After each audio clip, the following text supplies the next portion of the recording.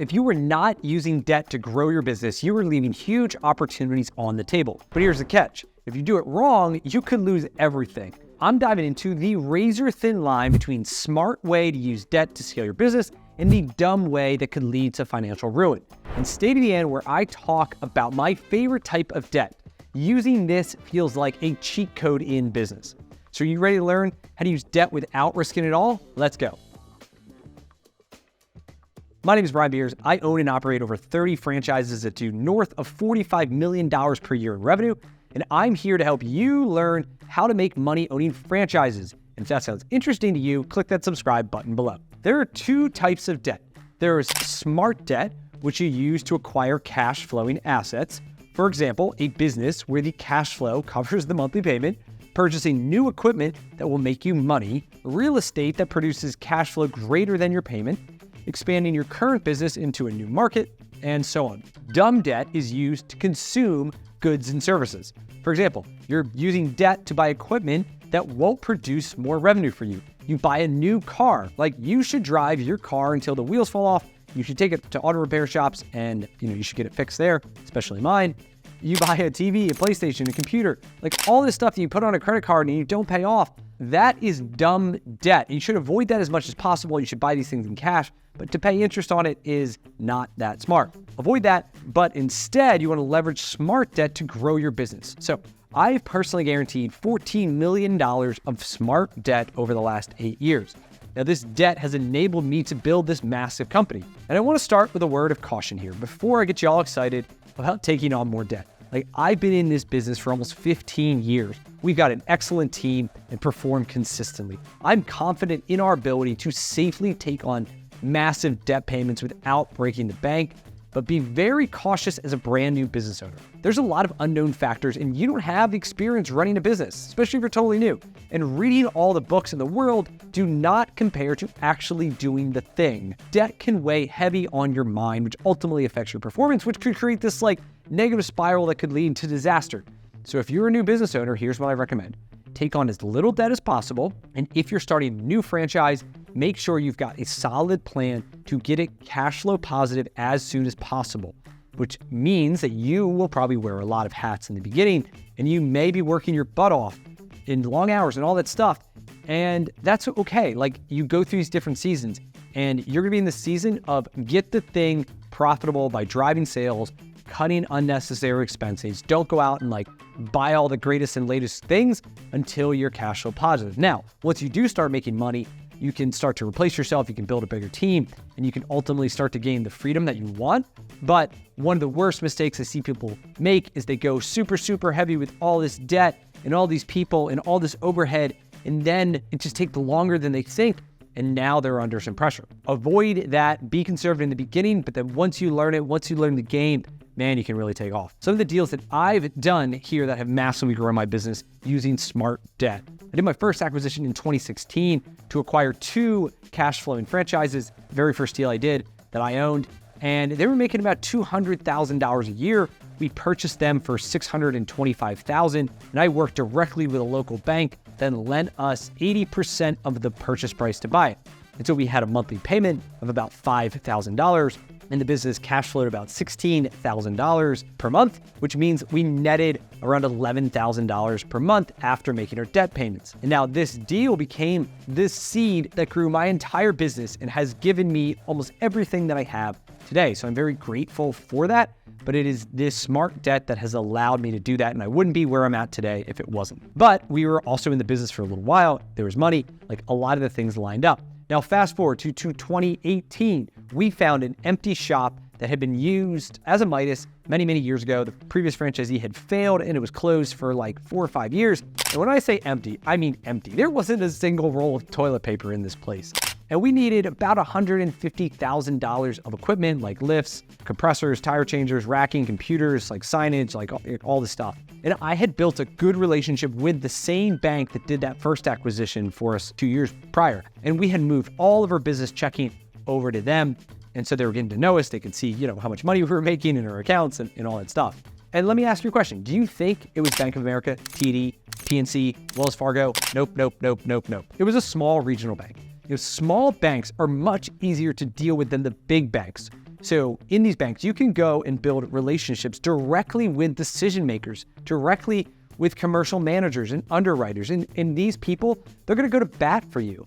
And it's the same with credit unions. What I would highly recommend, no matter where you're at, is get to know your local branch managers and commercial lenders. It could be a single bank in a junky little strip center that could be a gold mine for you. Because guess what? They have charters that pretty much say they have to put their money back into the local community. They're gonna wanna work with you. And if you live right there, they see your business, they see you, they get to know you, they trust you, they're there to deposit money, like they can see you're growing, like all those things bode well when it goes to the underwriting table and you have to get a loan and maybe you can get a better rate, or maybe the amortization schedule can be a little bit larger, or like maybe you need flexibility, like whatever it is. If they know you and if they like you and trust you, you will get better deals. If you want to grow through debt, highly recommend build relationships with local bankers. It's good to have a few of them too, not just one, but a few of them. Small is better. We almost do nothing with the big banks except for deposit cash because it's convenient, but then we just take that money, we sweep it all over to our small regional local banks. We got this equipment loan. It covered almost our entire budget. Our payment was like $3,000 a month. The thing cash flowed over $100,000 in its first year. Now, this was one I built from zero. So day 1, 0, we were starting from nothing, but we kept our expenses as low as possible. We knew the business. Within a few months, we were cash flow positive, and it ended up being a really good deal. And it ended up, I think it was a 5-year note, and we paid it off in less than 4 years.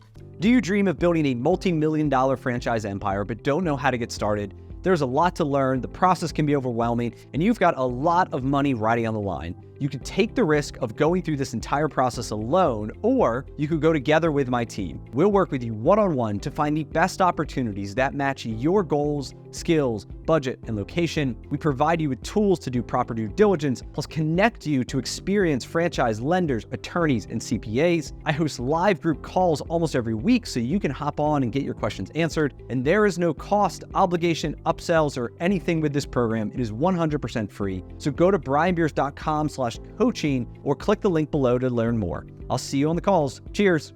And so the thing about business ownership is you go through these seasons. A couple of years ago, I was in the spring season of growth. So we were taking on all this debt. We were taking all the money we were making, we were pouring it back into the business, right? Pouring into more down payments, pouring into marketing and hiring and expansion and all this stuff. But today, I'm more in a fall season of harvest, at least in that business. And we are paying down debt at an accelerated rate. And many of the loans that we're paying off have low interest rates, like 4%. And yes, we are getting 5% in our money market account, but I don't really care about interest rate spread because in actual dollars, it's not that much money and it relieves a burden, right? So freeing up your mind by taking debt off or just one less thing you have to worry about or file away somewhere, that is worth 10 times more, maybe 100 times more. I don't even know how to quantify it, but it's worth way more than the actual payment or little interest rate spread or whatever you think you're missing out. Don't worry about that. If you get the cash, pay off your debt if it frees you up, and depending on what season you're in, and go from there. Let's get into my favorite type of debt. Once you master this, it feels like a business cheat code. So say hello to seller financing. This is where the magic happens, especially in the franchise world, because most franchise owners want to sell to other franchise owners, making them ripe for seller finance deal. It's like two friends just helping each other out, right? And so most of my acquisitions were funded using seller financing. So in December of 2018, we did our first deal. So the purchase price was $350,000. And instead of going to the bank, the seller became the bank. So we put down $50,000 plus made monthly payments of $3,000 per month. And we're gonna have a balloon payment at the end of 5 years, I think it is. And we had to completely restaff the store. We had to do a bunch of renovations. It was actually a pretty big lift from a work standpoint, but our new team went in there and we doubled the sales, literally 12 months. We took it from $1 million to 1.8, 1.9 million in 12 months and produced over $300,000 in cash flow. Amazing growth. This was one of the best deals we had done. And we could have used that money to pay that loan off in 1 year. It was a 10-year amortization. We owed it all in 5 years. Whatever, we had 5 years to pay it off. We could have done it in 1 year with the money it generated. But this was early stages. We decided instead we would save that cash, we would recycle it, we would put it down on more down payments, and because we wanted to compound it. Fast forward to 2022, we acquired 5 shops for $2 million. This was the biggest loan we took out. It was the biggest seller finance deal we've ever done. And these stores were producing $600,000 a year in cash flow. Super profitable stores. Amazing opportunity for us. And the seller only wanted $50,000 down. That's what he wanted. And we couldn't believe it when he told us this, but like, this is the best part of seller financing is like, it's a matter of aligning incentives. And so he didn't care about a big like down payment. What he wanted was a juicy monthly payment. So we structured a deal that pays him $150,000 a year for the next 13 years. Like, I am his retirement plan. In fact, I'm 7 people's retirement plan right now. If you're new and you're just starting out, it's hard to get these seller finance deals because you need to build that trust if you're going to be somebody's retirement plan and they're going to really rely on you. But once you get into a franchise, once you start to have success, once you build a reputation, it is much, much easier to get these in a tight-knit franchise community. Now, debt is a powerful weapon. It can be used to grow your business very, very quickly, like it has done for mine, or it can be turned against you. It could ruin your life. So be careful, be cautious. Don't take on too much debt too early. In the early stages, be cautious. There will always be more deals. There will always be more opportunities. I can guarantee it. The goal of business is to never run out of money. If you run out of money, you fold it up and you're out of the game. And if you take on too much debt too early and burn through that cash, then the game is over. What questions do you have about taking on debt to safely scale your business? I would love to answer them, so drop them in the comments below, and I'll see you on the next video. Cheers.